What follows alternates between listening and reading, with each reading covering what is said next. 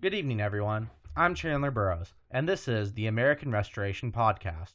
It's undeniable that today our country and our republic are in the midst of one of the greatest crises the American people have ever faced. In every area, in science, in technology, in healthcare, and especially in industry, the United States is falling behind the other great powers. If we don't do something to turn the situation around soon, to right the ship and get us back in the right direction, there isn't going to be an American future. There's going to be a European future, and there's going to be a Chinese future. I mean, come on. If we can't see how far the country has fallen, it's really time for us to open up our eyes and look at reality. We are in the middle of the biggest pandemic of our lifetime, and our country has been reduced to depending on the charity of Chinese billionaires because we foolishly chose to send our factories overseas just to make a quick profit, and because of that, we now can't produce the face mask and the ventilators that we need to keep our people alive. We've got an entire generation of up-and-coming Americans, up-and-coming young adults that really want to get out there and contribute to the country. But they can't afford to buy a home. They can't afford to start a family because this economy is so driven by profiteering. We've sacrificed and destroyed millions of lives and thousands of communities just because companies can make a quick buck by sending their businesses overseas and sending their factories and their industries overseas rather than keeping them here in America and paying American workers a fair wage for a fair day's work. This isn't the industrial powerhouse that won the world wars and built the greatest economy the world has ever seen. This is a struggling country, and we're going to have to make changes if we want to stay competitive in the 21st century. And this is a podcast where we're going to talk about those problems in our country, and we're going to talk about how we're going to address them and how we're going to keep America great. This is a podcast for good patriotic Americans who realize that what we're doing right now just isn't working, and we have to make changes if we want to leave a strong and prosperous republic for the next generation. We're not going to be talking about the same old type of politics, just designed to make everyone mad, make everyone hate each other, but without offering any real solutions to the country's problems, or in a lot of cases, denying that these problems even exist. We're going to talk about politics, but not in the way that politics is usually talked about. The tribalistic culture war that's designed to make you hate your fellow citizens and fellow workers, and fill politics with so much hatred and negativity that no one can unite to build a better future for our country and our children. We are going to do a whole lot better than that. We want to put out a message that is for everyone. We want Christians and atheists, people from the biggest cities and the smallest towns, liberals and conservatives, all citizens of our great American Republic, to be able to listen and understand how we got into this awful position, and what we have to do if we want to start rebuilding our country and making an America that works for everyone again. And we're not going to be talking about politics as culture, as something that can't be solved, as something that's just an endless, never-ending conflict that disunites the people and makes us unable to find a better solution for our country. We're going to unify people by talking about politics as power. Politics is about who gets to make the decision, who gets to make the money, and why they get to do that. And this means we're going to be talking about class. We're going to be talking about the working class, how disparities in economic power between those who own everything and those who just have to work and have no say in how the economy or the government's run is the central fact that is shaping American politics. This divergence between different classes in the United States is the reason why we've let 10,000 factories go overseas and just destroyed our critical national industries just so the richest businesses can make a few dollars more in profit. Class is the reason why American communities are allowed to rot away into hopelessness to such an extent that there is an out-of-control opioid crisis and life expectancy is declining all across the country. And, at the same time where we have people who don't have jobs, who don't have prospects for a better future, and the government just ignores them, we're jumping to the call of the cruise liners and giving them $1 billion bailout when these cruise liners, they fly the flag of a different country so they don't have to pay American taxes, they don't have to follow American laws. And they're getting billions while people who work and contribute to this country every single day are just being left out to dry. That is the reality of class and power in America. And above everything else on this podcast, we're going to talk about how we can rescue the American ideal and create the type of republic that we're always meant to have. Do you think George Washington would be very happy if he could see the state of America today? Do you think he fought against the British for years and years and rejected the possibility of becoming king just so he could see America outsource all of its industries and become a country where the vast majority of the population is just barely getting by, if even that? Do you think George Washington would be very happy if he saw today that we live in a country that can't manufacture for itself, is completely dependent on Chinese and foreign manufacturing, a country where half the population is just precariously balanced on the knife's edge of poverty. No, George Washington didn't want this country to be an aristocracy and an oligarchy like it was when it was a British colony. He wanted it to be a republic, a country where all citizens are politically equal and have an equal right to share in the shaping of our nation's future. He didn't want an elitist oligarchy in which big business rules everything and controls the political process through unlimited money and politics. How can we say we have anything like a republic today when businesses in the Chamber of Commerce are pulling the strings and most workers' political voices have been silenced because they don't even have the barest right to join a union and work together to have their voices heard in their workplace and in their government? When we talk about how things have to change, how there has to be government action to get people back to work, set the economy and country back on the right track, and get us all back on our feet, we are not suggesting something crazy and radical. We are talking about common sense solutions to critical and obvious problems that are destroying America's ability to compete and be prosperous and strong in the 21st century. I think it's very obvious that there are extreme problems with our country today. People can't make ends meet. Manufacturing that is essential to national security and technological development is under Chinese control. And we aren't giving the next generation much of a chance at a bright American future, much of a chance at achieving their American dream. But this state didn't come out of nowhere. America went from the world's leading industrial technological power to a near basket case that is just about to fall apart in just around 40 years. This wasn't some natural disaster or some inexorable force of history.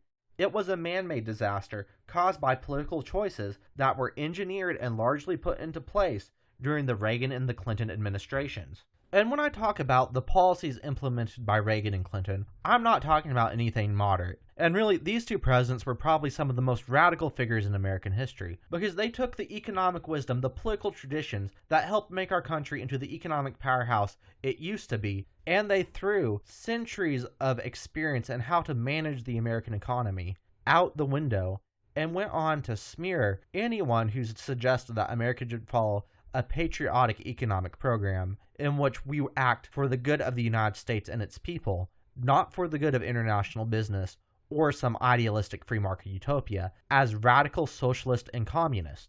And I'm going to go through American history and I'm going to show you just how radical of a departure this Reagan-Clinton program has been from what made America successful. We're going to look back at American history, and we're going to look into people like George Washington and Alexander Hamilton, and see the types of economic programs and strategies that actually helped our country to develop and become stable. And then show how much Reaganism-Clintonism devolved from these tried and true and pragmatic methods, and as a result have made our country much less prosperous, much less developed, and much less stable. They took the wheel and decided to go in a new direction, and they drove the country straight into a ditch. Let's go back to the very beginning. When America first became independent, there were hardly any industries. In order to keep the American economies economically dependent on Britain, the British had purposely prevented the development of independent American manufacturing. Americans could mine and grow raw products for export to Britain, but they were seldom allowed to transform those raw products into finished goods. And just as today, America is dependent on Chinese manufacturing, when George Washington took office, America was dependent on British manufacturing. And in fact, early America's economy was so backwards and underdeveloped that George Washington spent months and months and months trying to find an American-made suit for his inauguration. But Washington and his allies like Alexander Hamilton had insights into how economics and political power intersected that would be lost on most of our modern leaders. Washington realized that a country that could not produce its own goods, that was dependent on its political and economic rivals for finished products, could never become truly independent. A country that controls the industries and the workshops controls the future. If America failed to build its own manufacturers, if America failed to make its own cloth, its own suits, its own guns, its own machines, then it would forever be a colony of Britain. America needed to industrialize, and Washington and his allies had a plan to make it happen. Over the next decades, Washington, Alexander Hamilton, and their various successors developed an economic policy known as the American system, in which trade restrictions, industrial planning, and infrastructure programs protected American manufacturing and gave American businesses and industries the support that they needed to establish themselves, grow, and prosper without being crushed by foreign competition from more established industrial powers. While the American system always had its opponents, those who said that if America opened up its markets, embraced free trade, and had the government take a smaller role in the economy, we would grow faster, and there was always political fights over the extent to which the American system would be implemented. For the most part, these sort of American system-style policies defined America's large-scale economic program from George Washington until the beginning of the Reagan-Clinton era. This patriotic economic program, in which the market was put to work for the good of the American Republic, proved to be wildly successful. Within 150 years, America went from being barely able to produce a single suit to being the world's greatest industrial power, the arsenal of democracy, the workshop of the world. However, there was a huge flaw with Washington and Hamilton's system. While they recognized that for the economy to develop, the market had to be democratically guided towards patriotic ends, they failed to recognize how growing class divisions and the concentration of economic wealth and economic power in fewer and fewer hands could undermine the American Republic, undermining the citizenship of a huge portion of the population, and making American politics and American economics much more brittle and unstable. Rather than being a golden age, the height of American industrialization and American economic development was a gilded age, a time when great economic progress was paired with awful destitution and awful political instability and corruption. Just like today, the gap between the greatest robber baron business lords and the working class grew deeper and deeper. This growing inequality made it much more difficult for working class Americans to get by, to work hard and achieve their American dream. But it was not only an economic divide, it was a political divide. Left without any power, any connections, any property, any ability to influence their government, slowly but surely the working class was losing control of their citizenship. The Republican ideal was under threat, because it was no longer a country where we are all equal citizens who had equal rights to shape our future. It was becoming a place where some citizens, the business class, the rich, the upper middle class, were much more equal than others. And this is why American workers first formed unions. They were trying to reclaim their citizenship and regain the basic political and economic rights they held as Americans, but had been denied to them by an economic system in which a small portion of the population held most of the wealth and power, and the vast majority of the population were denied the right to participate in their workplace and their government as equal partners in our shared republic. If America was going to be a republic, a true republic, one interest group couldn't just control everything. American society has to be a partnership between business and between workers and between government and between all the different cultures and groups and people that work together to make our country a success. All have to share in our society, not just one group. And as this dreadful situation worsened, the country really descended into chaos. The cities became filled with slums. The food we ate and the medicine we consumed were unclean and unsafe. And in some states like West Virginia, there were small-scale civil wars between unions and business interests, as the businesses used every tactic possible, including open warfare and assassination, to prevent American workers from organizing so that they could have a say in their country and their economy. Things finally came to a head when all this chaos caused a complete economic collapse known as the Great Depression. With the economy in a state of total disarray, and America being just a few bad months away from a full-on revolution, there had to be changes to save the Republic. Just like today, where it isn't working and we have to do something different, back during the Great Depression, it became clear that it wasn't working and we had to do something different. It was not so much that the American system had failed, as that it hadn't been taken to its logical conclusion. It was necessary for the public to guide and shape the nation's economic development for the good of the Republic. Then it was also necessary for the public to have a say in matters of economic power for the good and stability of the Republic.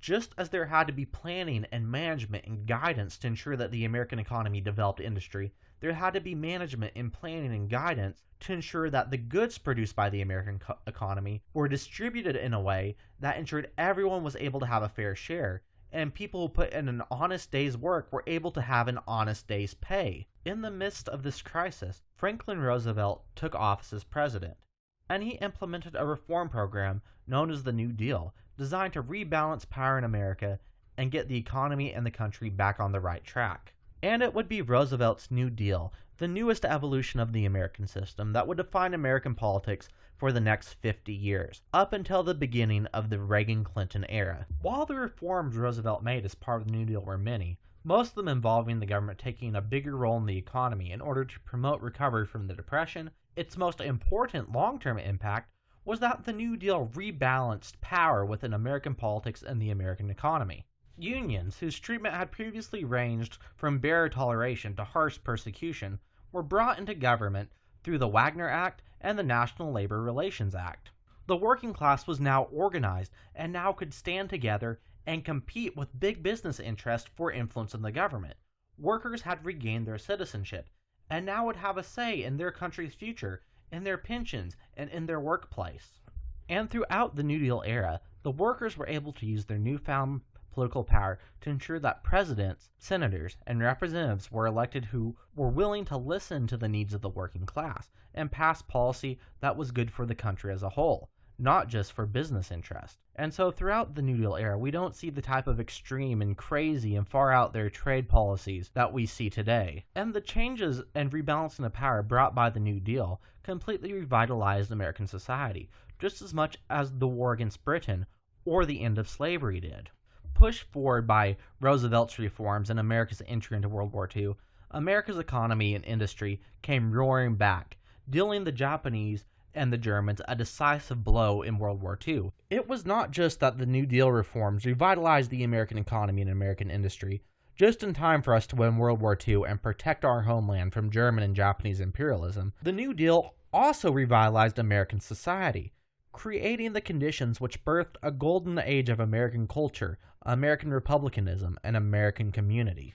The successful government policy that came out of the war made it possible for people to build families, to have kids, to build communities, to work to improve politics within their own community and within the republic as a whole. Roosevelt's New Deal government programs did not destroy freedom, but created a new birth of freedom. People now had power and they had security. They could negotiate their own lives, go out and work and make an honest day's pay for an honest day's labor. And this gave them the opportunity to build a better country, to build better communities, to fight to end social ills that plagued America since the beginning of the Republic, to push our Republic to the highest point it's ever seen. Within just a few decades, the Civil Rights Movement, in alliance with America's unions, would succeed in dismantling centuries of legal racial oppression against African Americans. And President Lyndon Johnson's Great Society program would succeed in cutting the poverty rate in half and bringing infrastructure and development to rural and outlying regions that had been left behind by America's previous economic developments. Now, I'm not trying to say that the New Deal era was perfect, as even the best moments in history have their flaws. And so, for example, the government was too slow to put trade restrictions back on Germany and Japan after those countries had successfully rebuilt themselves from World War II. And to some extent, the New Deal programs never went far enough, as there is still poverty in large parts of the United States, and many workers were still ununionized. But for the most part, it was the best moment in American history so far. An honest day's work earned an honest day's pay, and the future was very bright for the average citizen and for the country as a whole. However, there were always a group of radicals who opposed the New Deal and really the American system that the New Deal evolved out of. Powerful business interests like the Kochs and political ideologues like Barry Goldwater saw the New Deal as an affront to freedom. In their view, by bringing the workers into government and creating a more structured economic system, Roosevelt had destroyed freedom and turned America into a sort of quasi-socialist nation. But for all their bluster about how government and labor were on the back of business and how they represented true American freedom, the radicals weren't fighting for freedom so much as they were fighting for freedom for the business interest, for the upper middle class. Their goal was to undo the New Deal, put workers back in their place, and ensure that the country was controlled by a small slice of the citizenry, just as it had been before Roosevelt's odious and tyrannical reforms. But until the 1970s, this anti-New Deal ideology was on the fringe of political opinion. When Republican presidents won elections, They weren't Reaganists, they weren't Clintonists, they were New Dealers. Eisenhower and Nixon, they supported Social Security, they supported Roosevelt's reforms. They agreed that workers should have a place in the table, a place in shaping America's political future. But sadly and ironically enough, the New Deal's success planted the seeds for its failure. The New Deal was so successful that created a very large, wealthy, and highly educated upper middle class that could see some potential benefits in pulling the ladder up, revoking Roosevelt's reforms, and ending the broad-based economic structures designed to create prosperity for all, in exchange for a less structured economy, which without the interference of government or unions would produce gains more intensely for a small slice of the population that was highly educated and already had firm positions within elite industries like finance and banking. So, by the late 1970s, the situation was turning for the anti-New Deal radicals, buoyed by a professional class that was increasingly turning against New Deal and gaining large amounts of support due to an oil crisis which only worsened as Iran descended into the chaos of revolution. And no country or system could have coped well with the economic crisis caused by the oil shortage.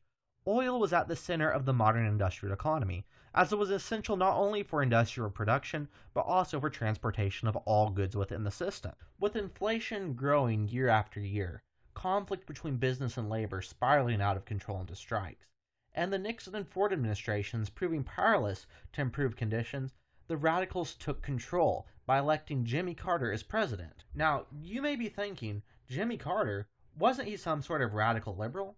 And well, actually the truth is that while Carter was much more moderate than people like Goldwater or the Kochs, he very much was still against the New Deal, and he saw the Rooseveltian system as a burden on business and an impediment to the country's success. Carter was the first anti-New Deal president. His reputation today only exists because he's overshadowed by the much more radical and extensive anti-New Deal policies put forward by Reagan and Clinton. Carter's most infamous act came late in his term in 1979, when he appointed Paul Volcker to the Federal Reserve. Under Volcker, the Federal Reserve abandoned its New Deal-era program of keeping interest rates in check in order to ensure full employment and provide stability for industries like farming and construction. In order to combat inflation, Volcker intentionally triggered a recession by driving interest rates through the roof, costing thousands upon thousands of workers their jobs and driving many farmers off of their land. Volcker's recession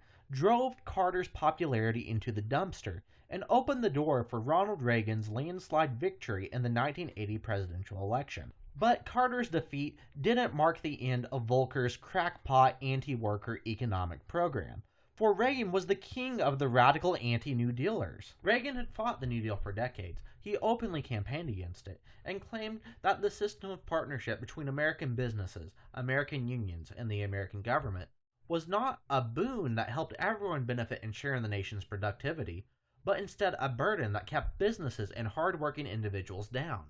It wasn't time to bring everyone to the table and create a plan to bring America into the 21st century. It was time for government and labor to get off of businesses' back. Reagan wanted to set the people free, to give the people the opportunity to live their dreams, by destroying the structures and political arrangements and political partnerships that actually created the conditions from which freedom could emerge. So Reagan embarked on one of the most radical economic programs in American history.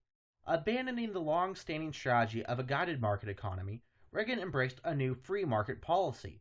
Taxes on the elite and upper middle class were cut to the bone, and regulations that structured the economy and protected American workers and industries were slashed. But most importantly, and most destructively, America abandoned its long-standing policy of protecting American industries and keeping American manufacturing inside America. The era of buy American and sell American had ended.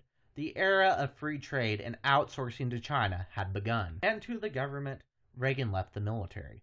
And so while there would never be enough money to build new roads or new highways or new trains, or train people or build factories or improve the American economy, there would always be money for war. And so while Reagan claimed that he was building a strong military to protect the American homeland, in reality he was simply allowing the critical industries that lay at the heart of American military power to rot away into nothing, or even worse, be shipped overseas to fuel the rise of our rivals. But for all the damage that Reagan did and all he was able to achieve, he always faced stiff opposition from the remaining New Dealers and the unions. He achieved much, but even after increased military spending and an end to the oil crisis improved the economy, he never achieved as much as he wanted to. Programs like Social Security were too popular to repeal. Critical regulations in the banking industry remained in place, and the most radical aspects of the free trade agenda were blocked. It would fall on the anti-New Deal Democrat Bill Clinton to complete Reagan's program and finalize the transition from the prosperous and stable New Deal era to the dismal Reagan-Clinton era. Aided by Republican Congressman Newt Gingrich, as the destruction of the New Deal was very much a bipartisan project, Clinton proceeded to finish Reagan's deregulation of the banks, slash the social safety net through welfare reform, and fully open up the United States to free trade with Mexico and China through the infamous NAFTA and PNTR. It was here that the rot of the Reagan-Clinton era began, and the problems which are gnawing away at the United States and its people first emerged. The program of Reaganism-Clintonism is radical and extreme in the sense that instead of building upon the past successes and past achievements of the American political tradition, it simply discards America's past as socialist and forges full speed ahead into the revolution of a free market utopia. For you see, in the utopia of the free market, Americans get something for nothing. If we just got out of the way and let business and the economy run itself, we would have prosperity for free. No need to put in any effort, no need to pay any taxes, no need for planning or structure. But like all utopian ideologies, Reaganism-Clintonism was bound to fail because it ignored the fact that the world is built on pragmatic compromise. Ideas are all well and good, but the reality on the ground must always come first. And so, instead of bringing America into a new period of freedom and prosperity, Reaganism-Clintonism did the exact opposite. Cutting regulation to the bone and opening the markets up to foreign trade put millions out of work and stole thousands of productive industries away from the United States. Until 1980, the nation's policy was to buy American and sell American. After Reagan and Clinton left office, the policy became to buy Chinese. The factories and mills and chemical works and fabrication plants that are the heart and soul of the American economy are now in China, because by abandoning the American system and embracing free trade, we decided that it was more important for a company to make an inflated profit off the back of cheap labor than it was for that company to do what's right for America and for the American people. While the loss of industry is by far the biggest blow which America has received from the Reagan-Clinton agenda, almost equally as bad is the rebalancing of power and rights which occurred due to the abandonment of the American system and the New Deal. Since the New Deal era, the American political tradition had stressed class compromise and bringing everyone together to govern the republic as equal citizens. Government, business, and labor would run the country together, checking each other and ensuring that no faction became too powerful by relegating the American government to a secondary role in American life and waging ceaseless wars against their political opponents in the Union, up to and including shipping industries that were heavily unionized off to China to break the back of political opposition. Reagan and Clinton drastically destabilized the balance of American politics. Businesses now ruled, and those who were outside this system, workers and farmers and small businesses, had to simply learn how to survive in a new political reality where big businesses ruled and came first and everything else came second. As a consequence to the second Gilded Age, a new era of business lords and robber barons, economic disparity has absolutely exploded. We are no longer a country of equal citizens governing together, but instead we have become a country where the few rule and the many must obey. Why would the government address the opioid crisis, or help struggling small towns, or bring back the factories, when the average citizen can't compete with the flood of corporate money that is corrupting our government? CEOs get their bonus, farmers get to sell their farm, and workers get to train their replacements. When we look at it this way, this shift from the American system and the New Deal to the Reaganist-Clintonist market anarchy has everything to do with America's current crisis. It turns out that the free market utopia involves lots of dying towns and a world ruled by China. And to make matters worse, we have eaten through all the gains made during the New Deal era. Computer technology created and developed during the New Deal era through robust partnerships between business, government, and labor saved the Clinton presidency through the technology boom. But there isn't going to be another tech boom. And if there is one, it's going to happen in Germany or China. The long recession that started in 2008 and the depression that is coming because of the coronavirus outbreak are the new normal of American life. This is the reality of the brittle free market economy that we have. and it's going to be the new normal for the next generation and the generation after that, unless we change course. And for the rest of this podcast, we're going to take a deep dive into the new America that Reaganism-Clintonism has created. We're going to look at the problems that exist right now, the history and politics that created them, and how we can build a better future for all Americans. A world where the Republic is strong and an honest day's work is rewarded with an honest day's pay. I would like to deeply thank everyone for taking the time to listen to the first episode of this podcast. Next week, we're going to be looking at the COVID-19 outbreak, how Reaganism-Clintonism left the country unprepared for it, and what we can do to become prepared for future outbreaks. If you like this show and are interested in supporting its message, please leave a review on iTunes. Like and share our page on Facebook at the American Restoration Podcast. Like us on Twitter at Restoration Pod. Or consider donating to our Patreon at the American Restoration Podcast.